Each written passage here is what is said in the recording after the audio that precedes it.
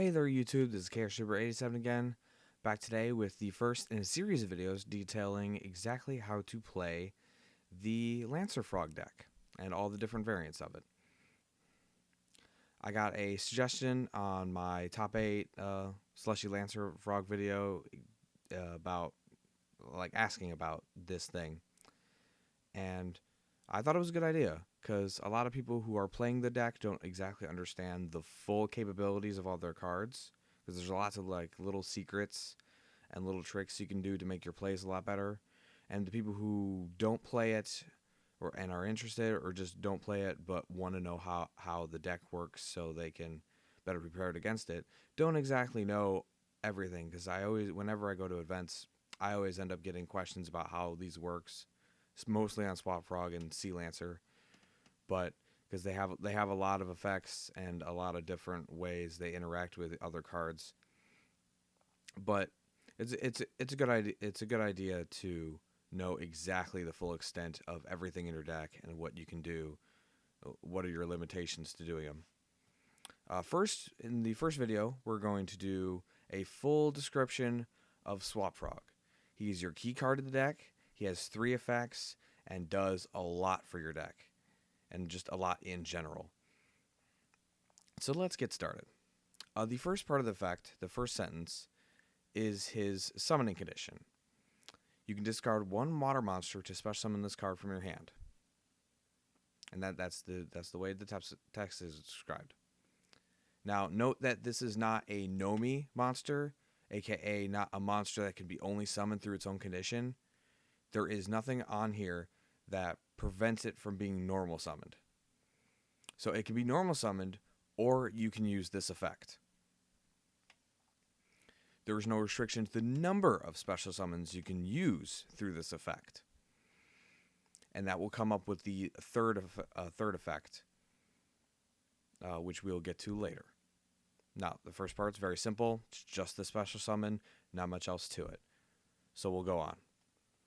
The second part of the effect is when this card is summoned, you can select and send 1 level 2 or lower Aqua type water monster from your deck or your side of the field to the graveyard.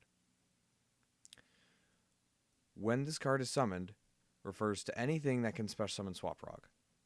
Its own normal summon, its own special summon, or outside summoning conditions such as summoning through Mother Grizzly from the deck, monster warning for the graveyard, etc.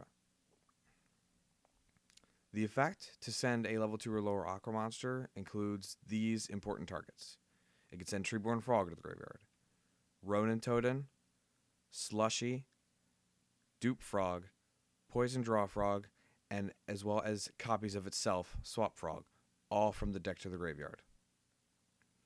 Now, it is important to note that that Ronin Totem is not a frog in the deck. It cannot be searched through Dupe Frog, and Swap Frog is the only way you can get it out of the deck into the graveyard, at least for now. Now, there is one secret effect that most people don't realize is on there, and I didn't even realize I could do it right away when I started the deck, is that going back up to the effect, says you can select and send 1 level 2 or lower Aqua type monster from your deck or your side of the field to the graveyard. See, this can include itself, so you can summon it and send itself to the graveyard, not another copy of the Swap Frog from the field, but the one you just summoned from the field to the graveyard. Now, there's probably only maybe once in a blue moon occasions you're going to do this. If you need that last frog in the graveyard and you're out of frogs of your deck, you can send itself to the graveyard, so you don't have to, because there's really no, if you have nothing else to discard, or there's really no other way to get it into the graveyard somehow, you can use the summon to get itself in the graveyard to turbo it there. But what this mostly applies to is that if you have a face-up Poison Draw Frog or a face-up Dupe Frog on the field, you can summon Swap Frog next to it and use that effect to send either of those frogs to the graveyard, and they both will get their effects. Poison Draw Frog will let you draw a card, and Dupe Frog will let you search for Swap Frog. Now, I've maybe only done the Poison Draw Frog thing maybe once, But I've done the Dupe Frog one a couple times, especially because Dupe Frog is 2,000 defense, and a lot of times your opponent's not going to be able to get over it. So if it's stuck on the field and I want to search for another backup Swap Frog or just another Swap Frog, so I can do a lot of digging through my deck. I can special summon Swap Frog, send that Dupe Frog to the graveyard, search for another Swap Frog, and then I can actually do the secondary Swap Frog to send something from the deck to the graveyard using the regular effect. Now, on to the last part, and this is actually one of the most important things about Swap Frog. It's like the mill is obviously important for the deck and makes any frog deck run, but the last part is what makes Swap Frog so good and important to the deck. Once per turn, you can return one monster you control to your hand to normal summon one frog monster except for Swap Frog or Frog the Jam in addition to your normal summoner set this turn. Now, we'll start with the extra summon, as the extra summon is actually the least important part about this effect. The extra summon is not immediate. You don't have to do it at the resolution of the effect. It is a summon given to you to use during the turn if you wish, like double summon. So it just sort of gives you one, and you don't have to actually worry about using it. Now, note that this extra summon can be only used once per turn, as you can only, as the wording goes, you can only normal summon one frog monster in addition to your normal summoner set, which means you can only do one indication of this summon per turn. However, you can gain this effect as many times as you can return and summon Swap Frog. Now, this is one of the most important parts about the summon. Is that about this effect? Is that the way this effect works is that when you summon Swap Frog and you bounce it or another monster in your hand to get that summon, it gives you an extra summon. If you do it again during that turn, it gives you the summon again, but so you have two floating versions of this summon, but they're both looking at that same spot, which is one additional summon to your turn. So once you've used it, the other ones are dead. But they're basically dead. They're kind of floating there because their slot has been taken up. So basically, it's just a refreshed use of that effect every time you bounce Swap Frog or another monster to your hand. Now, as much as I'm talking about this summon, you actually won't use it very much. You won't use that extra summon. Like I said, the bouncing is the most important part of Swap Frog. You maybe use it 5% of the time you activate Swap Frog, probably less. Usually I use it to leave a Poison Draw Frog or a Dupe Frog face up on the field at the end of my turn. And even less than that, I do that to summon a frog for extra rank 2 plays. But I've done that once in a blue moon. I've done the leave a frog and then end my turn thing a few times though. Now, on to the first part of that, which was the returning a monster. Returning a monster to the hand is a cost, not an effect. The difference makes Swap Frog really good.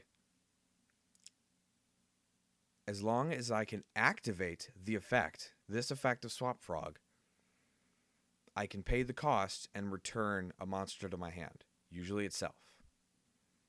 Now, this gets Swap Frog around things like Effect Veiler, Fiendish Chain, Breakthrough Skill, Skill Drain, basically any effect negators, because none of those things prevent Swap Frog from activating. If a Veiler is used on a monster, the monster can still attempt to activate its effect, and it may not resolve with effect as long as it's face up on the field. But what Swap Frog will do is that if Swap Frog is Veilered when it is summoned, you will not be able to send a monster from the field or the graveyard or field or deck to your graveyard, but you will be able to activate that last effect, return it to hand, and then you do actually get that normal summon because as soon as Swap Frog leaves the field, it is now no longer face up, and it resets and forgets that it actually was on the field in the first place. So Effect Veiler wears off. Fiendish Chain breaks the connection. Breakthrough Skill works like Veiler, so basically the same thing. Skill Drain only affects face-up monsters, so it can't do that. And now the return is mainly used to return Swap Frog himself, and between the bouncing and any other water monsters in your hand, you can basically summon Swap Frog multiple times up into a turn, as long as you have a normal summon and water monsters. Usually, what I end up doing is like if I don't need my normal summon for the turn, I will lead off with Swap Frog's normal summon, or I'll lead off with my first water and go water to discard to special summon swap, send, bounce it, go through all my waters, and then go through my normal summon, and then then I get a mill for each one. Now, you are mainly using it on Swap Frog himself, but it can actually be used on, if you run Monarchs in your build, it can return the Monarchs to use again. It can reset a Sea Lancer, and something to note is that if you're resetting a Sea Lancer through this effect, any things equipped to Sea Lancer will miss their timing and not get their effects. But if you only have like one thing left on Sea Lancer and you want to reset it so you can get out of Sea Lancer with multiple effects on your next turn, then this is actually really important to keep in mind. It can also reset a Light and Darkness Dragon, as it is a cost to activate, which you still have to pay regardless of whether the effect would be negated, and you can summon swap and bounce the Light and Darkness Dragon to your hand, and then you can summon it again either that turn or later with a refreshed attack. Now, one thing to note is that there is a trick involving this effect. I call it Swap Guard. I did not come up with this, so note that I didn't come up with this. I'm calling it Swap Guard for myself. If someone has invented an official name for it, let me know. But leaving a face-up Swap Frog next to a monster you're about to summon, and then you're expecting it to get Veilered or Fiendish Chained, or you just want protection against that, allows you to summon the monster. Like usually I do this next to Sea Lancer. I'll make sure to not use my normal summon for swap, and then like special summon a Ronin, tribute it for Sea Lancer, put the Sea Lancer on the board, and then if Sea Lancer would be Veilered, then it would be dead in the water at 13 on the field, but I can use Swap Frog's effect to bounce it to my hand, and then maybe use another Ronin in my graveyard to turn that Swap Frog into a Gotchi. So as long as you leave Swap Frog next to anything that could get Veilered or Fiendish Chained, because once your opponent knows that those effect negators only slow down Swap Frog, they're gonna use them on your other monsters. So you can sort of use Swap Frog as a guard to protect your monsters, and so you can get them back in your hand to reset them to use them later.